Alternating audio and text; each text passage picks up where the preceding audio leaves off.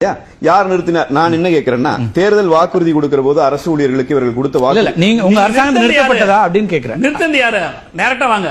Okay, வாக்குறுதியே நிறைவேற்றலன்றீங்க நீங்க. உங்களுக்கு என்னோட பதில் வேணுமா இல்ல நீங்க அவர் பேசுனதுக்கு நம்ம சப்போர்ட் பண்ணிட்டு நான் போகணுமா அப்படி சொல்றீங்களா? இல்ல கேள், நான் கரெக்ட்டா அப்ப நீங்க அமைதியா இருக்கணும்ல, நீங்க அமைதியா இருக்கணும்ல, நீங்க அமைதியா இருக்கணும்ல, நீங்க பயப்படுறீங்க.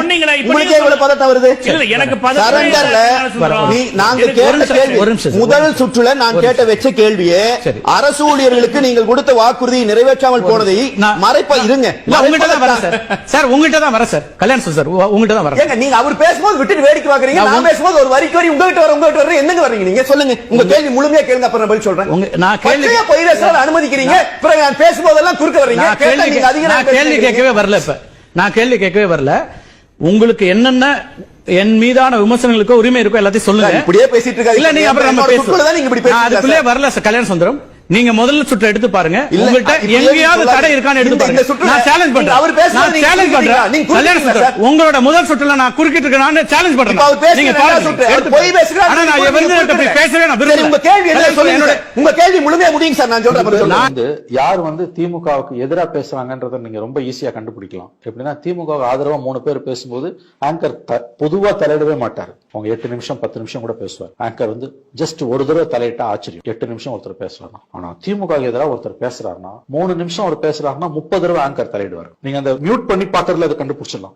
அந்த 3 பேர் பேசும்போது ஆங்கர் தலையிடவே மாட்டார். சரி, இவங்க எல்லாம் டிஎம்கே ஆளு. ஒரு 2 பேர் பேசும்போது ஆங்கர் பூந்து பேசுவார்ல, ஆடியோவே வேணாம் பிரதர். ஆங்கர் பூந்தாருன்னா அவங்க வந்து டிஎம்கே எதிராக பேசுறாங்கன்னு அர்த்தம். 3 நிமிஷம் தான் ஒருத்தர் பேசியிருப்பாரு. மினிமம் 30 குறுக்கீடு இருக்கும் ஆங்கர் கிட்ட இருந்து. அப்ப அவன் டிஎம்கே எதிராக பேசுறான். மறுபடியும் அப்படியே கேமரா கட் பண்ணி மேல போங்க. திமுக ஆதரவு ஒருத்தர் பேசுவார். அவர் ஒரு 4 நிமிஷம் பேசுவார். ஆங்கர் குறுக்கிடவே மாட்டார். நான் சொல்றதெல்லாம் சத்தியம். யூடியூப்ல போய் பாருங்க. நான் சொல்றது உள்நோக்கம்னா நீங்க சொன்னீங்கன்னா நீங்க என்ன தண்டனை கொடுத்தா நான் ஏத்துக்கிறேன். 5 பேரு மறுபடியும் சொல்றேன், மியூட் பண்ணிடுங்க. 8 நிமிஷம் 7 நிமிஷம் 10 நிமிஷம் பேசுவாங்க திமுக ஆதரவாளர்கள். ஆங்கர் சைலண்டா இருப்பாரு. எதிர்த்து ஒருத்தர் ஜஸ்ட் பேச ஆரம்பிப்பாரு. அவ்வளவுதான்.